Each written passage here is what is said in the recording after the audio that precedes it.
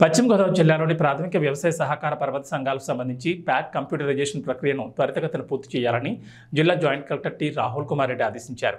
పాలకొల్లు మండలం లంకల కోడేరు ప్రాథమిక వ్యవసాయ సహకార పర్వత సంఘం కార్యాలయాన్ని జిల్లా జాయింట్ కలెక్టర్ ఆకస్మికంగా తనిఖీ చేశారు.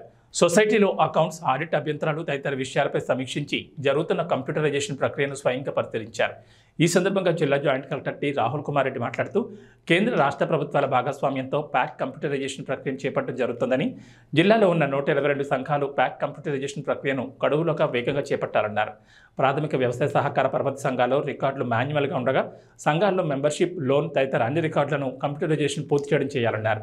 జిల్లాలోని పరపతి సంఘాలకు డీసీసీబీ ఫైనాన్స్ చేయడం జరుగుతుంది. 4 స్థాయిల్లో కంప్యూటరైజేషన్ చేపట్టాల్సి ఉండగా సంఘాల్లో ప్రస్తుతం డేటా క్యాప్చర్ టూల్ స్థాయిలో కంప్యూటరైజేషన్ జరుగుతోందని, కేటాయించిన గడువులోపు వేగంగా ఈ ప్రక్రియను పూర్తి చేసి పంపించాలని ఆదేశించారు. ప్రాథమిక వ్యవసాయ సహకార పర్వత సంఘంలో రుణాల మంజూరు, డిపాజిట్స్, ఇన్వెస్ట్మెంట్స్ తదితర వాటికి సంబంధించి కేటాయించిన లక్ష్యాలను సకాలంలో పూర్తి చేయాలని, ఇందుకోసం అధికారులంతా అప్రమత్తంగా పనిచేయాలన్నారు. సంఘాలు ఉత్తమ పనితీరు కనబరిచేలా వేగంగా పనిచేయాలని ఆదేశించారు.